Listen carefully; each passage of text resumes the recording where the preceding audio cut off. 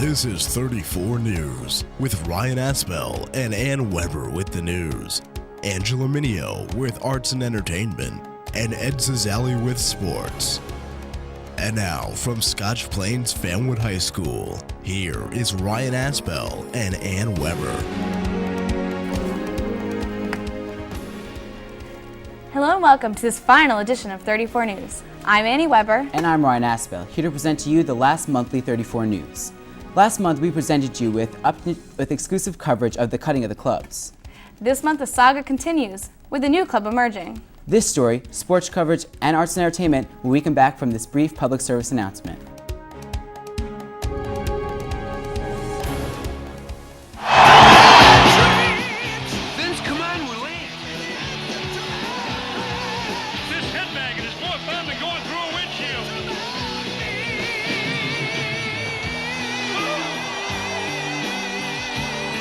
Good night from Iron Maiden. Drive home safe. Remember to strap yourselves in with your safety belts. You don't want to end up like Eddie. Belt up. Don't be a dummy. In a time where budget cuts have resulted in the termination of some of Spiffy's favorite clubs, a new club has emerged. This club, SORC, was created in order to bring the students together to fight for the funding to be restored to these clubs.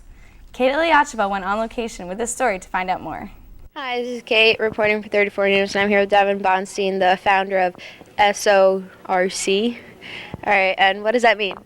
That stands for the Student Organization Restoration Committee. And what do you guys do? We are looking for outside funding to keep the clubs alive, the ones that are being cut for next year. And what are some clubs that are being cut? That includes SAD and SMAC and GSA, SEN and the ASA, and as well as several others. And what are your hopes for this club? Well, we hope to just raise enough money to keep them going and then trying to reinstate them into the budget in the following years. Students Concerned for the Needy, Spiffy High's Club for Community Service, is showing no signs of slowing down as the 2002-2003 school year comes to an end. After the successful completion of the Hunger Banquet and the 30-hour famine, the group of dedicated students challenged themselves with two more endeavors to finish before the school year comes to an end. The first is a Support Our Troops drive, which is currently being run in conjunction with SGA and the music department. Through this drive, which is another competition for the homerooms, the three organizations hope to collect specifically requested items to send to the Marine Battalion deployed from Red Bank. Spiffy High alumni Brad Belford is part of that squad that SCN is sending items to. While planning the drive, the group also came up with the idea to write letters and mail them to the troops stationed in Iraq. Both projects are underway and off to a great start. Let's go on location with Eileen Cole for more on this story. Hi, this is Eileen Cole reporting for 34 News, and I'm here with Matt Powers. So Matt, I hear that you are a member of SCN. Can you tell us what's going on?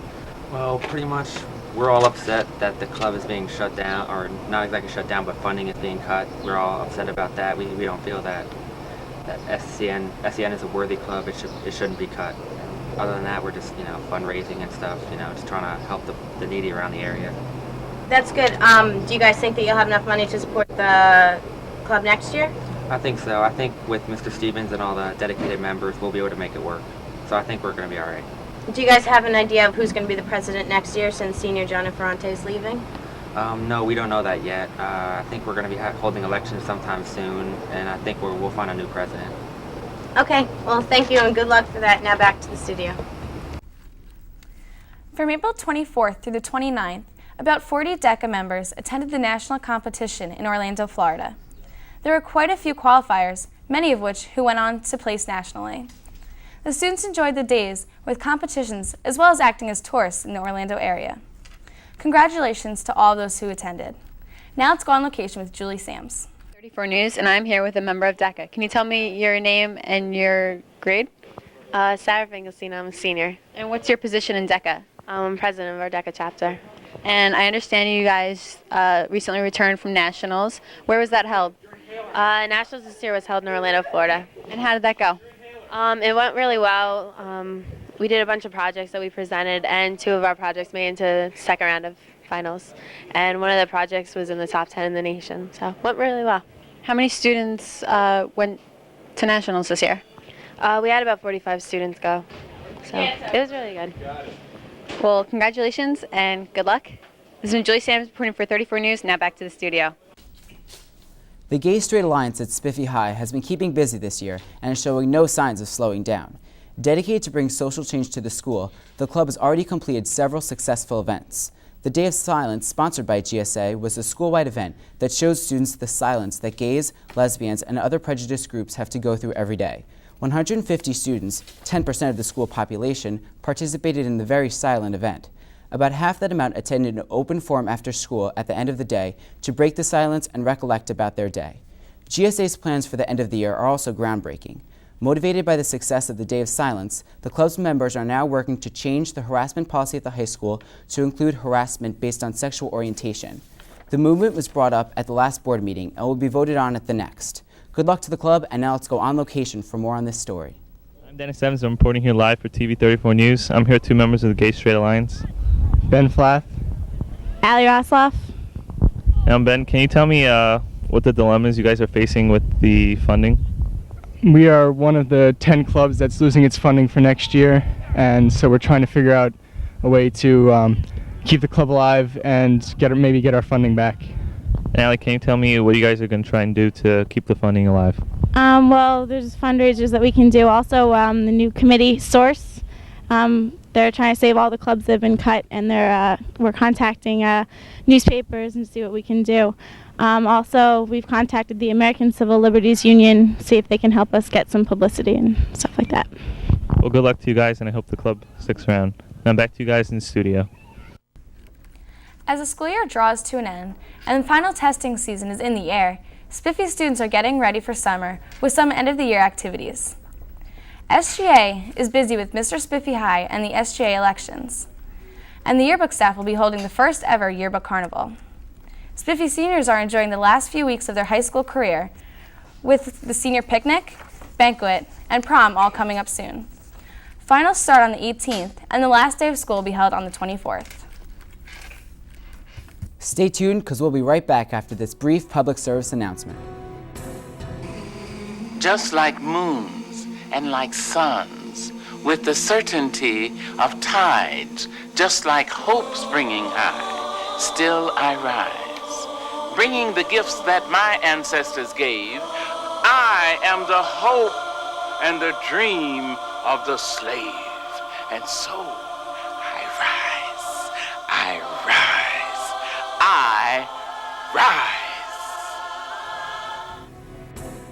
Now let's go to Angela Minio for the last Arts and Entertainment Update of the year. Thanks, Ryan. The District Arts Festival was held on Wednesday, April 30th at 7 o'clock p.m. in the old gym. Art was displayed from the high school, middle school, and elementary school students. Now let's go on location with Rocco Allo to hear more about the festival. Hi, this is Rocco Allo reporting on location for 34 News, and I'm here with 3 students who contributed to the District Arts Festival. So what kind of art was on display there?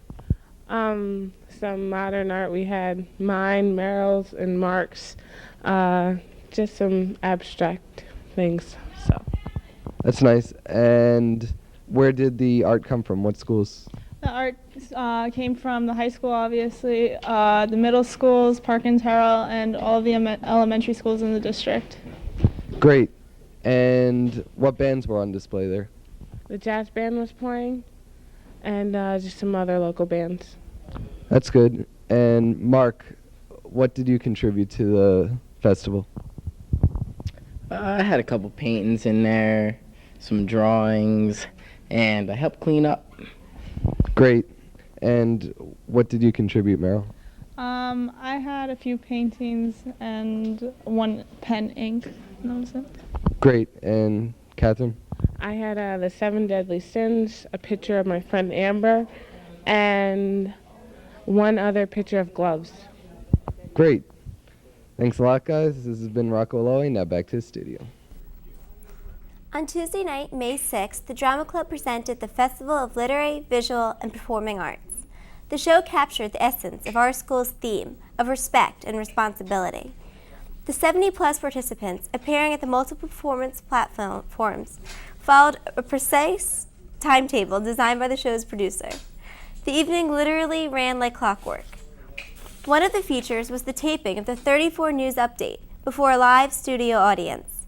Kara Caskew, located in Studio B, was able to cut to Julie Sams, who reported from the second floor of the Media Center. This was made possible by running 300 feet of camera, audio, and RF cables between the two locations. Let's see the first truly live on-location report taped that night. Before we close out tonight, let's check back with Julie Sams to see what's been going on at the festival. Julie? Thanks, Kara. I'm here with a couple more participants in the festival tonight. Can you tell me your name and your grade? I'm Victor Newmark, and I'm a junior. Dana Sachs, I'm a freshman. My name is Eric Fields, and I'm a senior. And what did you guys participate in tonight? Well, I made a movie. It's a short film. It's about 10 minutes long. And that's going to be showing in a couple of minutes, right? Yeah, 8:45, I think. Julie, what's the movie about? It's about a man searching for redemption, or at least that's what I tell the critics. That sounds interesting. I did showcase theater. I did the female version of The Odd Couple. That's awesome. And what did you do?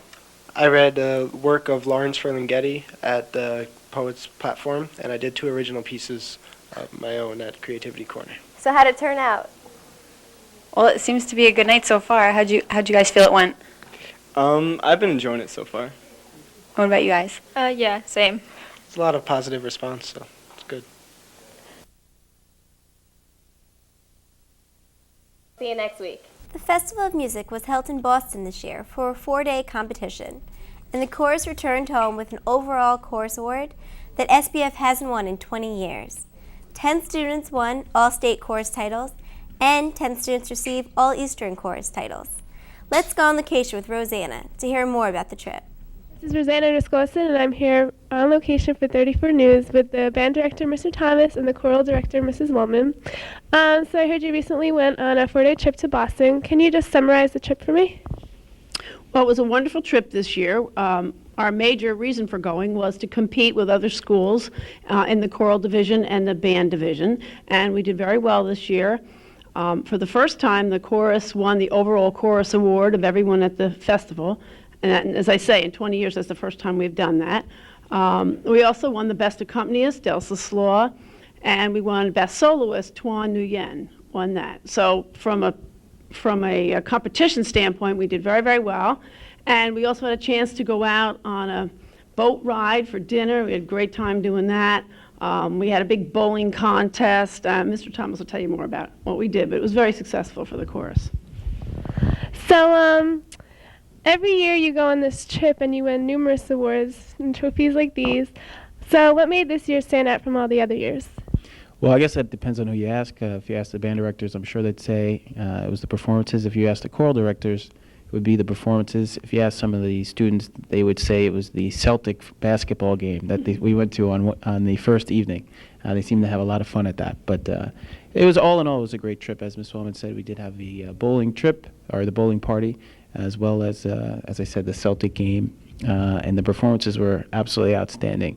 Both the wind ensemble and the concert bands, the Moonglowers, superior ratings, first place ratings. Overall, it was just a great trip. Okay. How do you feel the music department is doing this year overall?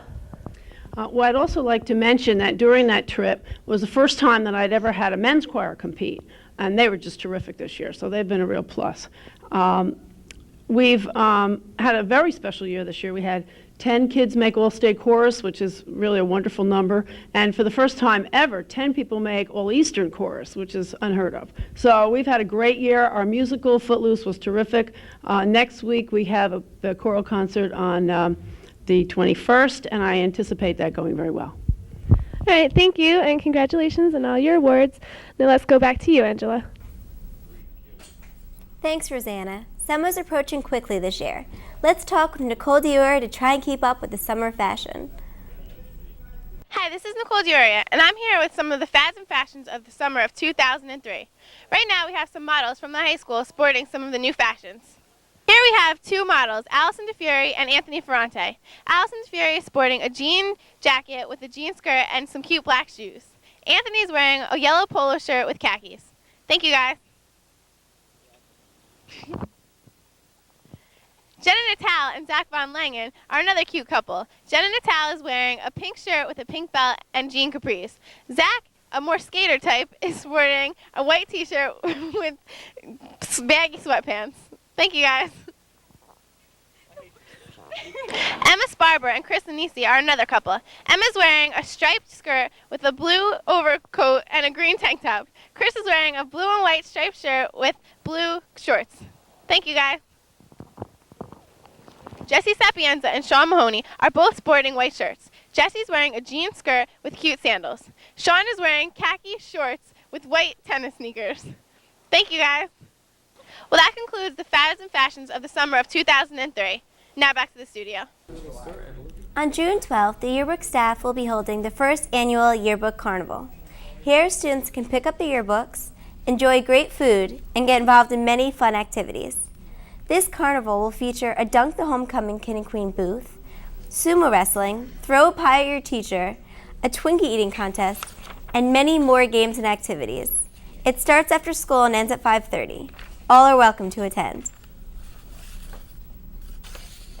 This issue, there are two faculty members of the month, Mr. Patterson and Miss Naper. They are both wonderful English teachers who sadly are retiring at the end of the school year. Let's go on location to hear more from these two English legends.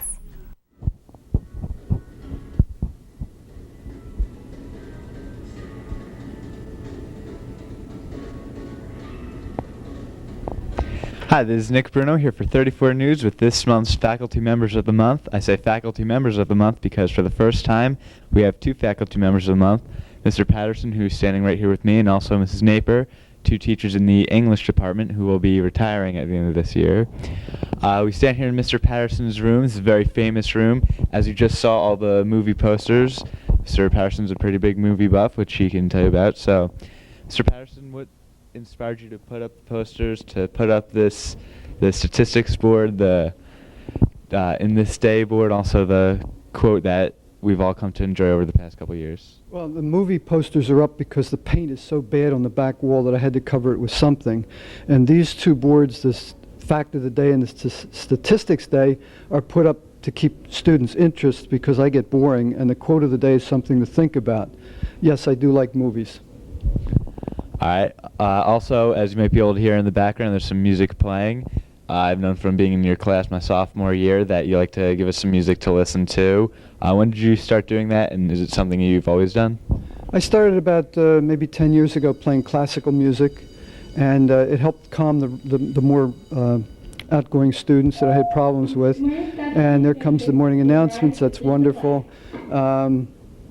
And I've continued to do that, and when they're doing quiet work, I play some classical music and from time to time some soft rock. Okay. And now, how long have you been in teaching? All my life, 37 years. Have you been at the high school all 37 of those years? Every single year, yes. Now, what do you plan on doing after you retire, after this year? You know, I've been asked this question about 50 or 60 times, and my answer is always the same. Basically nothing for a while. I don't know. I don't have any plan. The best plan sometimes is no plan. I'll do some fishing, some reading. I want to do some writing. I have a lot of writing to catch up on, and just relaxing. Good morning. And now I understand that also I read in the Fanscotian that you plan on maybe in a year becoming a librarian or something like that if you plan on getting back into the job world. Is this true? It's possible. I like to take naps, so I might become a librarian. Yeah, that's a possibility. I might get a part-time job just putting books away where nobody bothers me. And now also I understand you run in a lot of marathons. When's the last time you've done this, and do you think that could be something you do in your retirement? Oh, no. Marathons are over. I did the last one back in the 80s, and that's, I still walk and run a little bit, but nothing like that anymore, no. Well, just in case you're interested, there's always a 5K in town. I'm sure everyone would be happy to see you in there in case you come out of your retirement from running. Well, again, congratulations on being named Faculty Member of the Month, and also congratulations on your retirement. And thank you for being such a great English teacher. You taught me a lot over the past few years. This has been Nick Bruno with... I appreciate the honor. I say what I've said before. There are a lot of teachers who deserve Faculty Member of the Month. I'm just appreciative that I got it. And to the rest of my fellow teachers, I say thank you. You've helped me become a better teacher as well. And thank you, Nick. I loved your class. I'll miss you guys. This has been Nick Bruno with the infamous Mr. Patterson. And now back to the studio.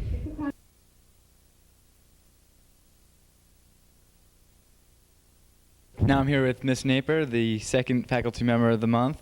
Miss Naper is also an English teacher, and can you tell us what English classes you teach? I teach freshman English, and I also teach creative writing, which is grades 10 through 12. Now, how long have you been teaching for? I've been in teaching for about 30 years. Has it been at Scotch Plains Family High School only, or have you been in any other schools? Only at Scotch Plains Family High School. And now, what plans do you have after you retire this year? After this, I plan to play. I'm taking some photography classes, and I've taken some art classes, and I'm going to do this full time, as well as travel. I have family all over the world, so I'm going to go visit them now. Now, other than English, in the past 30-some-odd years, has there been anything else, any clubs, any other memories that stick out more than anything else? Well, probably the most prominent memory is that I was club advisor for Muse for about 10 years, and I enjoyed it enormously. I like the creativity of the kids in this high school, and I enjoy working with them. That's my fondest memory. I also did ski club and junior class play, but that was a long time ago. Now, I understand you've also taken a couple trips out of the country with some students. Can you let us know a little bit about that? Sure.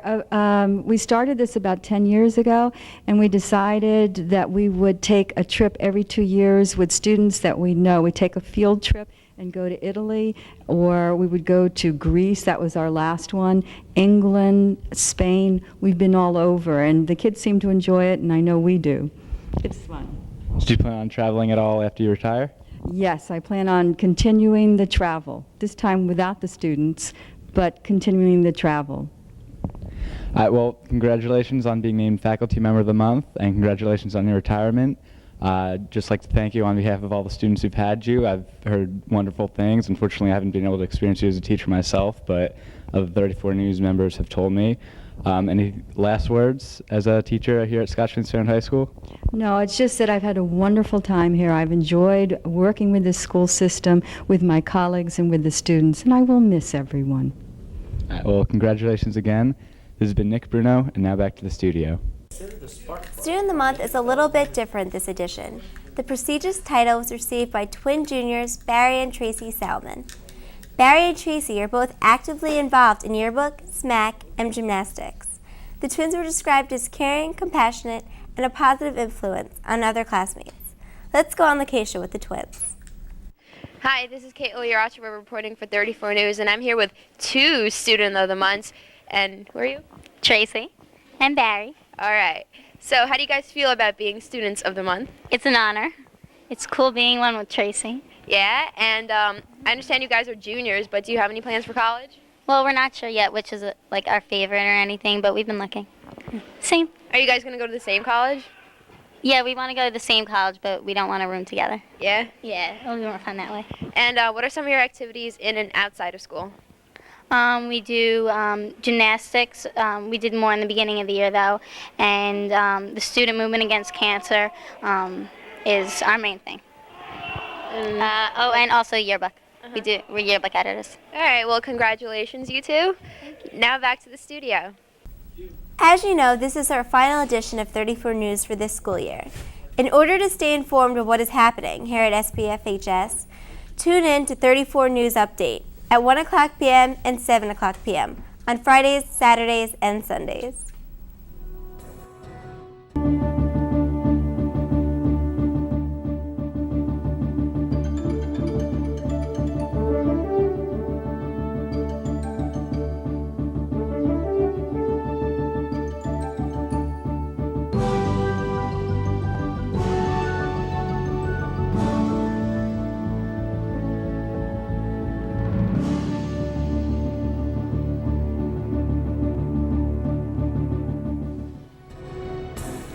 Now let's go to Ed Zazali for sports. Thanks, Annie. Our boys baseball team has started their season off hot, going 15-2 for the first 17 games. Senior captains Josh Wexler and Kyle Adams are leading the team at the plate, while Steve Petruka and Dave Senator put their work in at the mound. Good luck in the States, boys, and now let's go to our on location. For 34 News, and I'm here with Josh Wexler, a varsity baseball player. So, Josh, how's the season been going? Right now we're doing pretty good. We're 12-1. And what's your position? Right field. And how long is the season going? Well, we qualified for state, so probably end of May, maybe into June, depending on how good we do. Yeah, well, good luck. Thank you. This has been Kate, and now back to the studio. Spiffy High's softball team will hopefully finish their season over 500. At 10-9, the girls were defeated by Mount Olive in the first round of the states. Seniors Lindsay Pinella, Kelly Lusk, and Caitlin McNellis are hoping to end their season off with a bang. Now let's go for more on Raider softball. For news, I'm on location with freshman Kelly Caskew, a member of the girls' varsity softball team. So, Kelly, what position do you play? I play center field. And how's the team going so far? We've been doing pretty good. You know, we've had some ups and downs, but other than that, overall, we're doing really good, actually. And what do you have coming up? We have like an all-state tournament. We made it to states. We're playing some pretty good teams, you know, but I guess, you know, it'll be a pretty good matchup this season, and we're doing pretty good, you know. Okay, well, good luck for the rest of the season. I'm Kara Kasky, reporting for 34 News, now back to the studio. Congratulations to Chris Feiner, who is the Union County shot put and discus champion for our boys track team. Good luck in the States, boys, and now let's go to our on location. So, Rocco, how's your season been going so far? Pretty well. Our distance runners have run well, our sprinters well too, and the throwers have been good as usual. I just heard you had a conference meet. How'd that go? Yeah, we won the conference overall. Brian Kopnicki placed second in the 2 mile, Zach McGuire second in the mile, and Chris Feiner won the shot put and discus events. And what meets do you have coming up? We have the county individual meet tomorrow in Plainfield, and we have the sectional meet in Mount Olive next week. That's good. Now back to the studio. Asia Bundy is tearing up the track this spring as she is the girls' best sprinter. Along with Asia, Mary Shashadi and Jenna Ballesteri are leading our girls' distance team. Good luck, girls, and now let's go to Brian Kopnicki for more. Yo, it's Brian Kopnicki on location with Megan, a member of the girls' track team. So, Megan, how's the team doing so far? I just think as the season goes on, we just keep doing better and better. We're performing really well. Everybody's pulling their weight. We're doing pretty good. Well, that sounds awesome. You guys competed in conferences in Westfield the other day. How'd that turn out? We came in second to Westfield, but we put up a good fight. Like, I know I placed third in 400 hurdles. Michelle came in fourth. Aisha got second in quite a number of events, and all the distance girls definitely pulled their weight in the mile and the 2 mile, so we came up strong. Well, once again, that sounds awesome.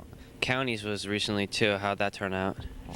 We did all right. I think in terms of individuals, we didn't do as well as we wanted to, but in terms of the 4x4 team, we definitely brought a new flavor to the table. We did really well. Like, we improved our time so much, and it just keeps getting better. Well, that's good. Any upcoming meets that we should look forward to hearing about? On the 23rd and 24th, I think we have state sectionals, which I guess we're going to be going to, and then after that is groups at the end of May, and if we have anybody in the meet of champions. Well, it seems like you guys should be doing really good as the season gets on. Good luck. Our boys tennis team is having a very successful season this year. Led by first singles player Jason Kruger and first doubles team Simon Popolansky and Adam Corbin, the boys have clinched the state tournament. Good luck, boys. Now let's go to our on location. Steve reporting for 34 News. I'm here with Simon Popolansky, star of the tennis team. So, Simon, how's things going so far this year? It's a good season, a lot of rainouts, but so far so good. Who have been like the real key players for you this year? Jason Kruger's playing first singles. He's having a pretty good year. Me and Adam Corbin beat Westfield twice already, which hasn't been done in quite some years, so I'm just dominating. So, with you being a senior and all, how are things looking for this young group next year? They should be fine. The only graduating people are myself and Josh Sanders, so everyone else should be coming back. Okay. Well, best of luck to you in your future endeavors. This has been Steve Pachuca reporting for 34 News. Now back to the studio. Our very young golf team has had an unexpectedly awesome season this year. Led by sophomore Mike Sprung, the golf team has a couple of years to develop and will become a spectacular team. Now let's go to our on location to talk more about golf. Reporting for 34 News, and I'm here with the golf member, Rob Maroney. So, Rob, how's your season going so far? We're doing pretty good. Our record's, I think, 7-1-1, with only losing to Westfield, who's one of the better teams in the state. Okay. And who are your some of your key golfers? Some key golfers are sophomore Mike Sprung, new freshman Jack Davis, and seniors Matt and Tone. Okay, and I heard you just got out of a golf tournament. How did that go? That was states, and we missed qualifying for state finals by a few strokes, but we finished in 4th place, which is pretty good, seeing there's about 20 teams there. Okay. This has been Jenna Natal reporting for 34 News Now. We'd like to congratulate Stephanie Heath for being awarded this month's Female Athlete of the Month. Stephanie is a senior member of our girls track team, and this is her last opportunity at a state championship. Now let's go to Steph to talk more about her accomplishments. Reporting on location for 34 News, and I'm here with this month's Female Athlete of the Month, Stephanie Heath. So Stephanie, how's your season gone so far? Good. I got 3rd in the conference for the 800 and 5th in the county. Great. And what's been your most memorable experiences running track and playing soccer here at the high school? Definitely the great coaches and great teammates every year. Great. And I know you're a senior. What college are you going to next year? I'm going to Gettysburg. Great. And are you going to play soccer or run track there? Yeah, I'm playing soccer. Great. Congratulations. Good luck. Thanks. This has been Rocco Lowy. Now back to the studio. Josh Wexler has been awarded this month's Male Athlete of the Month. Wex is the captain of our boys baseball team and is considered the spark plug by many fellow teammates. Now let's go to Wex to talk more about this award. I'm reporting for 34 News, and I'm here with the Male Athlete of the Month, Josh Wexler. So Josh, congratulations on being the Male Athlete of the Month. So what spring sport are you involved in? Right now I'm playing baseball. And what position do you play? Right field. And what other sports are you involved in? I play football during the fall. And what are some of your goals for this season, since you're a senior and it's your last year playing here? Well, our first goal is to win the conference, and then we would have liked to win the counties. We lost in the semis, but we'll go on to sections and hopefully win sections. And you're a senior, so what are your plans for college next year? I'm going to attend college in New Jersey and play football there. Well, congratulations and good luck. This has been Julie Sams reporting for 34 News. Now back to the studio. That's all for this year's in sports. Now let's go back to Ryan and Annie. This has been our final edition of 34 News for this year. Before we go, we wish to thank Angela Minio, our arts and entertainment anchor, for working with us this year. Angela will be attending Montclair State University this fall. This is also the final broadcast to be directed by Mr. John Wyatt, who has been responsible for the direction of our 34 News production teams for over 18 years. Mr. Wyatt was also the primary force behind the construction of our Studio A, from which we shoot our monthly broadcasts. Mr. Wyatt, thanks for your many years of service that has made this broadcast possible. And now, for the last time, this is Annie Weber. And this is Ryan Aspel. See you again this fall. Let's party. Okay.